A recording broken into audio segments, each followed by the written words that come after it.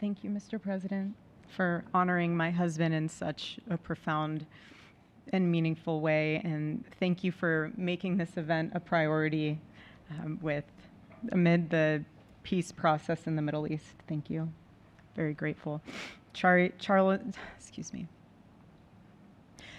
always admired your commitment to freedom, and that's something that both of you shared. So thank you. Your support of our family and the work that Charlie devoted his life to will be something I cherish forever, so thank you.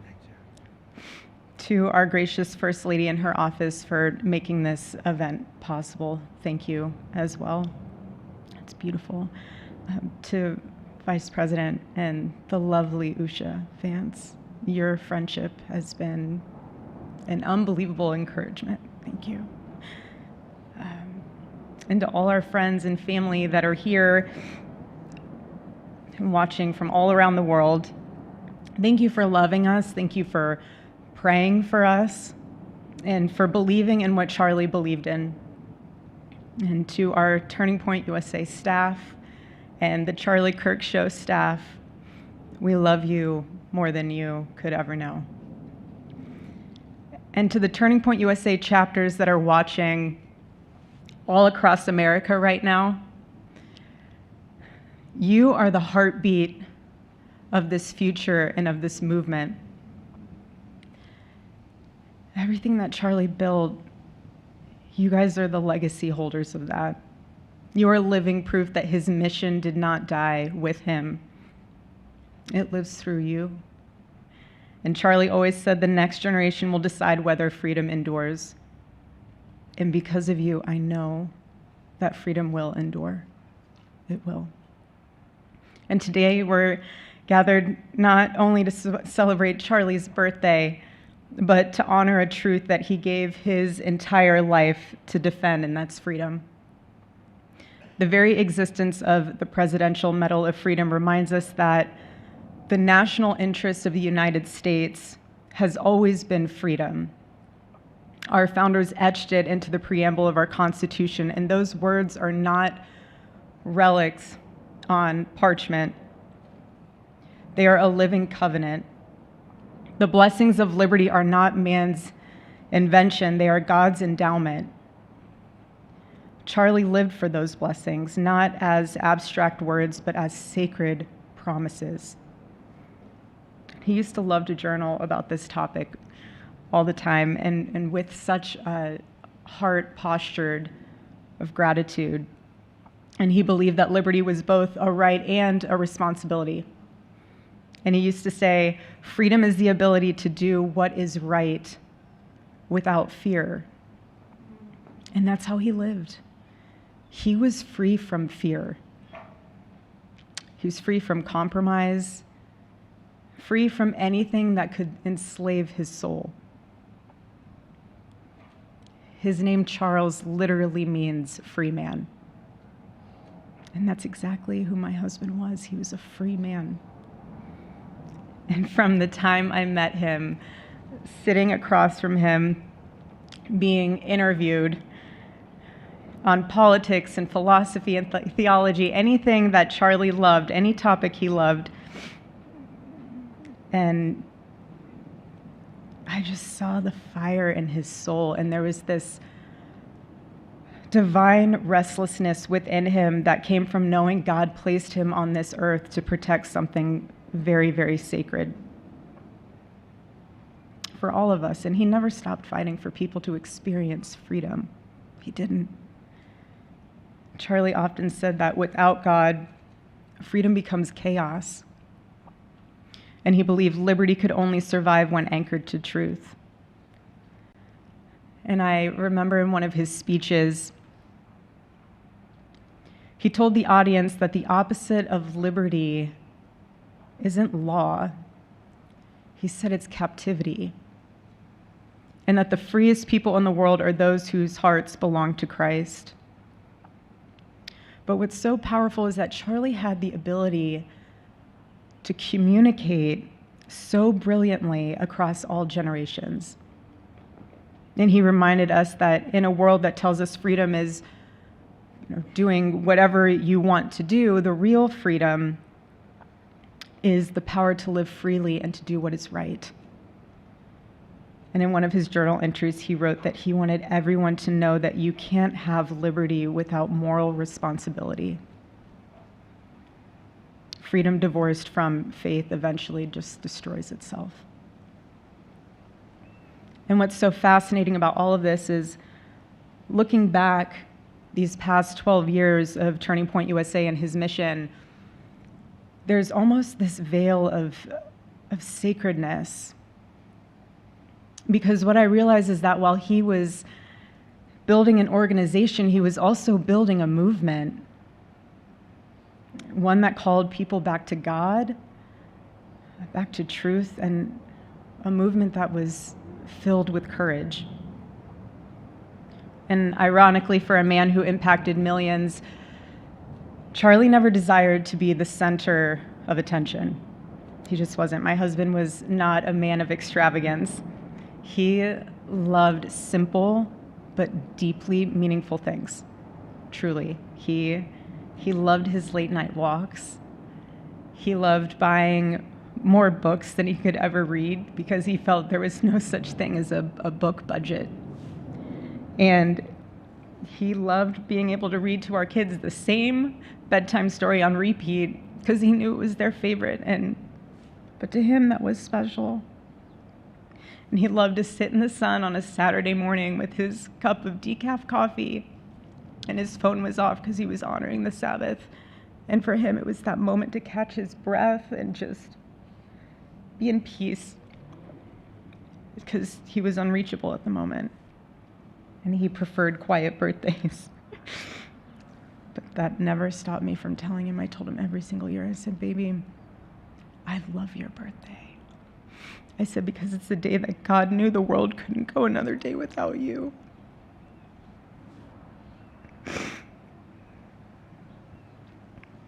And so the rhythm of our usual birthday celebration for him was mint ice cream, mint chocolate chip ice cream. He only had it twice a year, on his birthday and 4th of July. It's just, and then after that, it was back to work as usual. But last year, his one birthday wish was to see the Oregon Ducks play the Ohio State. And they won. Oregon won that night. And it was by far one of the most memorable nights of his birthday experience of his life until today. And so, honestly, President Trump, I have spent 7.5 years trying to find the perfect birthday gift for Charlie.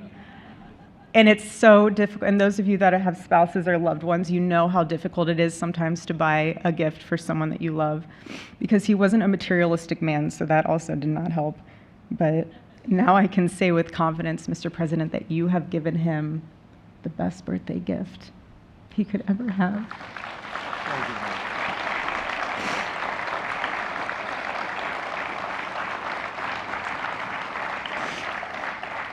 It's such an honor and the recognition of a life lived for defending freedom.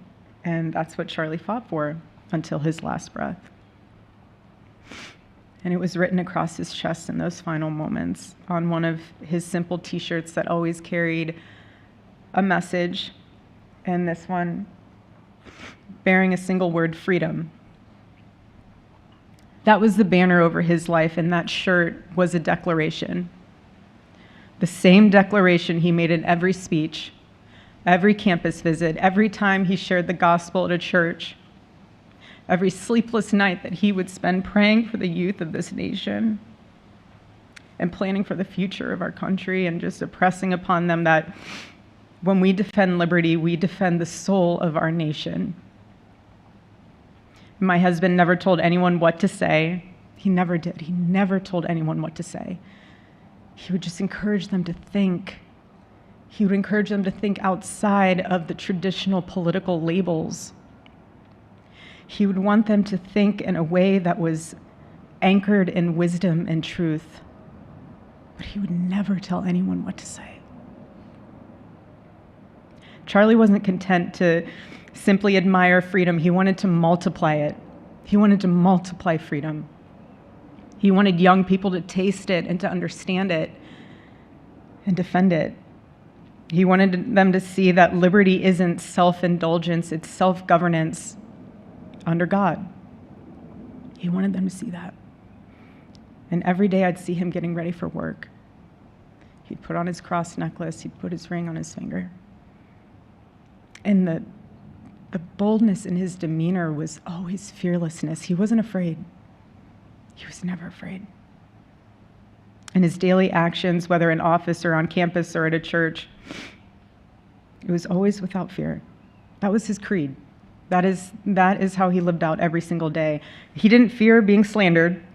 He did not. He didn't fear losing friends, I can tell you that. He didn't. He didn't care. He stood for truth and stood for freedom, and he did not, everything else was just noise to him. And it's because his confidence in Christ was absolute. That's why. There was no limit to what he would have sacrificed to defend freedom for all. And if the moment had come, he probably would have run for president, but not out of ambition. He would only have done it if that was something that he believed that his country needed from a servant's heart standpoint. And Charlie lived only 31 short years. No, he's 32, but on this side of heaven, but he lived. He lived every single second he lived. He filled every single day with purpose, and he fought for truth when it was unpopular. And he stood for God when it was costly, but that's what we're called to do. Surprisingly enough, he did pray for his enemies, which is very hard, but he did. He did. He did. No one else, I mean, I saw him do it. No, he never did it in front of anyone else, but I can attest to that. But he also loved people when it was inconvenient. And he ran his race with endurance, and he kept the faith. And now he wears the crown of a righteous martyr. And for me and for our children, the truth really steadies our grief, because heaven gained what earth could no longer contain: a free man made fully free. And to all watching, this is not a ceremony. This is a commissioning. And my message is simple. I want you to be the embodiment of this medal. I do.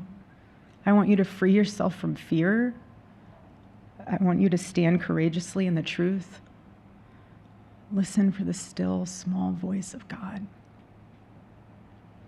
And remember that while freedom is inherited in this country, each of us must be intentional stewards every single day. God began a mighty work through my husband, and I intend to see it through. And the torch is in our hands now. It's in mine, it's in yours, it's in all of yours. It's in all the students with Turning Point USA. And before I close, I'll share with you that I asked our daughter what she would like to say to Daddy for his birthday. Excuse me.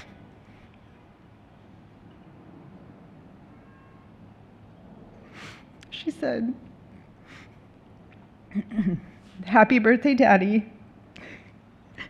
I want to give you a stuffed animal.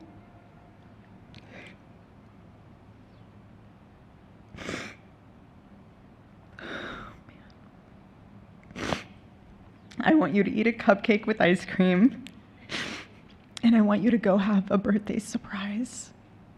I love you," is what she said. And while our son is precious, he can't yet speak, in classic Kirk family fashion, his actions spoke louder than his words, and his gift to you, Charlie, and myself for that matter, was deciding to become the man of the house and be fully potty trained at 16 months. But Charlie, baby, I know that you're celebrating in heaven today, but gosh, I miss you. We miss you, and we love you, and we promise we'll make you proud and Charlie's life was proof that freedom is not a theory, it's a testimony.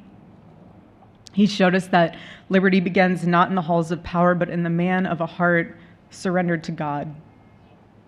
And so today, as we honor Charlie with this incredible Presidential Medal of Freedom on his birthday, I stand here with tears and just a humbled heart and spirit, because his story reminds us all that to live free is the greatest gift, but to die free is the greatest victory. Happy birthday, my Charlie. Happy Freedom Day. God bless you.